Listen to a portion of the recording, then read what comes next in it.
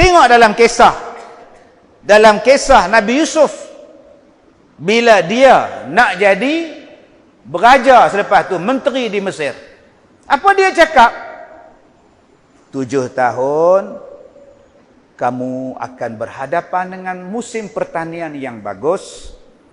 Cantikkan pertanian, simpan elok-elok selama 7 tahun. Kalau kamu nak makan pun sikit-sikit sudah, yang lain kamu simpan. Buat persiapan untuk 7 tahun yang akan datang. Cara nak simpan dia ialah gandum tadi simpan dengan tangkai sekali. Tuan-tuan, ni kisah apa ni Ustaz? Kisah Nabi Yusuf lah. Tahulah kisah apa? Kisah pertanian. Kisah pertanian disebutkan oleh Allah di dalam surah Yusuf, bagaimana pertanian begitu hebat. Yang kedua, apa yang Allah nak cerita? Tentang proses ekonomi. Bahawa ekonomi itu tidaklah akan berada pada satu tahap yang statik. Maknanya kalau berkembang je. Kalau dia jatuh saja. Ekonomi sekejap dia elok, sekejap dia turun. Sekejap dia elok, sekejap dia turun. Di sini digambarkan bahawa ekonomi kamu, cuaca kamu, faktor yang menjatuhkan ekonomi kamu, dia bergerak dalam rangka 7 tahun. 7 tahun ekonomi cantik. Tapi ingat, mungkin selepas ni ekonomi kamu tidak cantik. Tuan-tuan yang saya hormati, orang menganggap bahawa ini bukannya ada apa-apa, semata-mata kisah. Tapi kalau orang mengkaji Al-Quran, subhanallah, tabarakallah, kita menolak pertanian. Kita tak suka pertanian. Universiti pertanian pun tukar nama. Punya tak maunya pertanian. Dulu ada agak universiti pertanian. Lah tak ada. Tukar habis lah. Dia kata kita nak jadi maju. Kita nak maju 20-20. Alah 20-20 maju tak pernah mai abang mai. Kita nak jadi negara industri. Lah di mana industri? Tuan-tuan nak makan apa? Abang kat saya nak makan apa lah sekarang ni? Kalau ada beras tu boleh makan lagi. Kalau ada pokok boleh makan lagi buah dia. Kalau ada kebun boleh makan lagi. Kalau ada dusun boleh makan lagi. Kalau ada kebun pisang boleh makan lagi. Kalau ada kebun jagung boleh makan lagi. Tapi orang tak nak ikut Quran. Kita nak jadi maju. 20-20. Balon 20-20 tuan-tuan. Tanah bendang tukar jadi kelang. Tukar habis status syarat tanah semua. Lah tuan-tuan nak makan apa? Ada je makanan berlambak Ustaz. Memang berlambak pasal stok masih ada. Lah kita ada PKP, lepas ni kita tak tahu apa fikir apa pula, fikir sendiri lah tuan-tuan. Bila PKP, kita tak boleh buat kerja. Orang tak boleh turun bendang, orang tak boleh turun kebun. Maknanya proses nak menghasilkan makanan dah tak ada. Apa susah Ustaz? Kita beli pada Thailand. Depa ingat, tuan-tuan ingat depa nak jual kat kita ke? Depa pun Covid.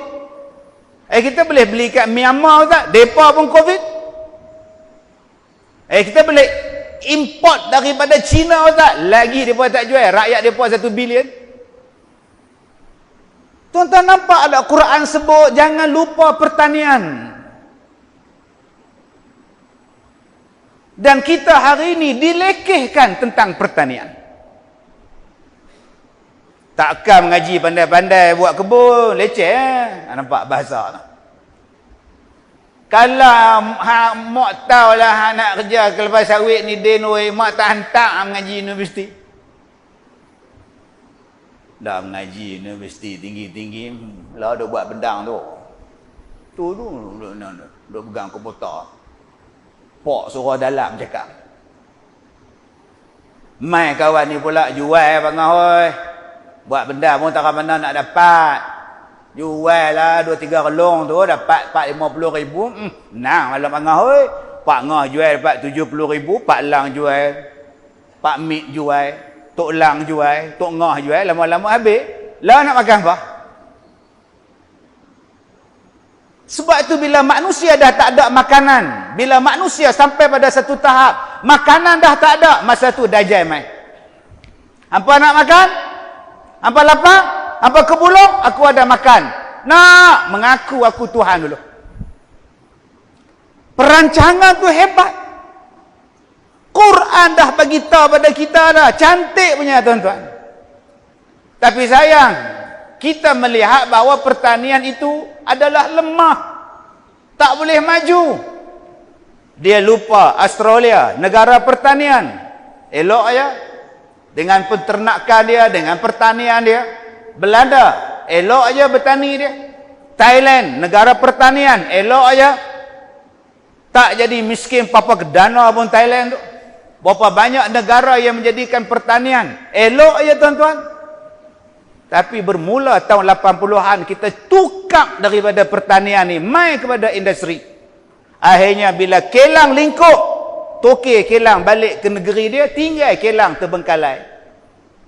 Dengan sisa toksik di situ, dengan segala bahan kimia ada di situ, melempak di sungai. Kita pula tuan-tuan, duk minum air tercemar, tak boleh minum. Duk tunggu air hujan sekarang ni. Sungai jadi kotong, apa jadi kotong, ikan segala mampuih belakang. Tapi orang tak nampak ini Quran cakap. Bukan saya menentang industri, saya tak menentang industri. Tetapi jangan diabaikan terus pertanian. Jangan ditukar status dan tajuk tanah, ditukar semua pada industri. Maka mulalah pada masa itu kita bercakap tentang pencemaran. Mulalah kita bercakap tentang toksik. Mulalah kita bercakap tentang sakit. Mulalah macam-macam penyakit sampai kerana bahan kimia yang datang banyak. Tuan-tuan yang saya hormati, Allah Ta'ala sebut pada kita dalam kisah Nabi Yusuf. 7 tahun. 7 tahun kata Allah. Cari jalan, tanam elok-elok. Buat persiapan. Dan simpan makanan kamu elok-elok. Pada masa itulah tuan-tuan, raja kata, siapa di kalangan kamu ni hak boleh jaga benda ni?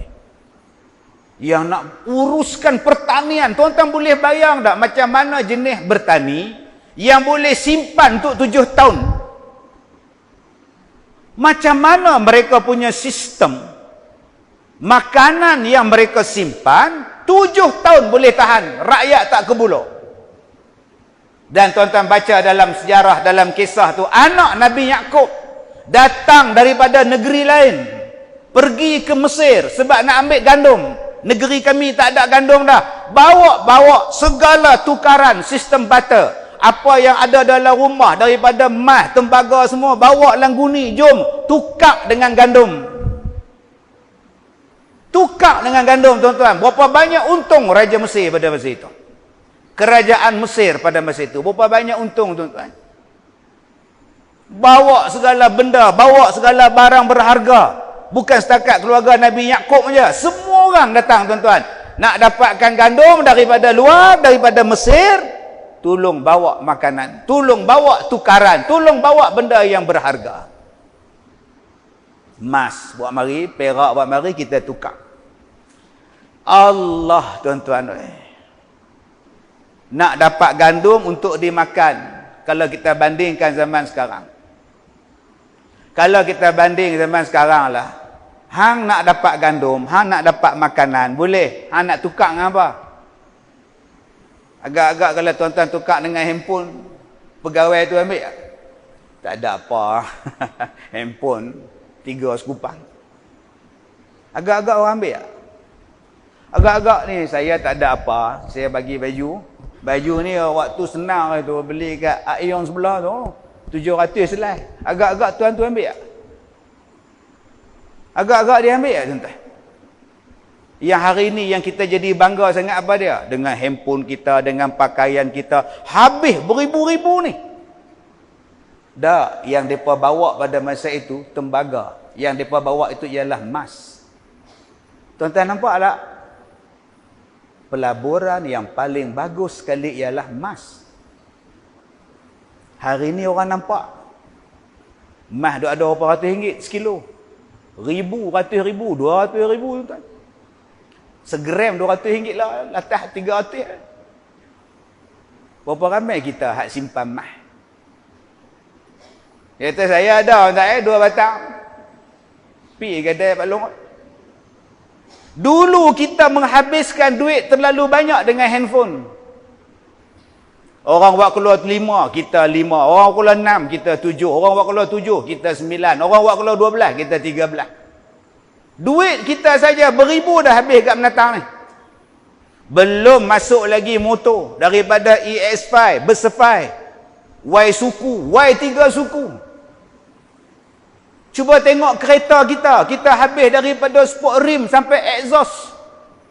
Habis gila-gila punya. Duit banyak. Senang. Bumbung tak ada bumbung. Dia tebuk. Buat keluar kepala anak dia petang-petang. Saja tuan-tuan tebuk. Pasal apa? Saja duit banyak. Bawa anak-anak dia, isteri dia berdiri atas kereta. Anak dia pun berdiri atas kereta. Berapa ribu habis pakcik? 3,000 saja. Tak ada apa nak buat. Lah bocok untuk kereta dah. Kereta ke payung pula. Sebab tu tuan-tuan, Quran dah sebut tolong simpan emas. Jaga benda yang berharga. Orang tua-tua kita dulu tuan-tuan, mati-mati ni ada barang emas kat tuan-tuan ni. Hak tu barang emas kita duk gadai lah ni. Sebab tu adik-adik, anak-anak muda yang ada ni, jom kita buat pelaburan. Baru ni saya cakap pada KWSP. Dah sampai dah masa dia KWSP membuat pelaburan emas untuk pencarum dia. Pencarum masuk setiap bulan 200. Beli emas 200 1 gram contoh dia. Tengok harga naik sikit 280 jual. Masa tu juga dapat untung. Bayangkan tuan-tuan, perniagaan emas. Ni kisah Nabi Yusuf dalam Quran dia cerita. Bagaimana nak menghadapi situasi ekonomi akan meleset, pertanian akan tak ada. Pada masa itu orang semua pakat mencari makanan. Orang pada masa susah dia akan cari makanan, dia tak akan cari handphone. Orang tengah lapang tuan-tuan jarang makan handphone. Jarang tuan-tuan dia makan plastik. Hari ini kita segala kelang kita nak buat, makanan kita tak buat, pertanian kita tak jaga. Sedangkan baik siapa pun tuan-tuan dia akan cari makanan. Dan kata Allah, selepas 7 tahun waktu susah, kata Allah, akan datang waktu senang pada kamu, hujan mencurah-curah pada kamu, sampai kamu boleh petik buah-buah anggur. Subhanallah tuan-tuan. Kalau kita faham Al-Quran bukan daripada sudut hanya membaca saja. Al-Quran menerangkan kepada kita apa yang patut dibuat dan apa yang kena buat persiapan untuk di dalam dunia. Apatah lagi persiapan kita nak menghadapi kematian. Bersiapan untuk berhadapan dengan akhirat itu tuan-tuan.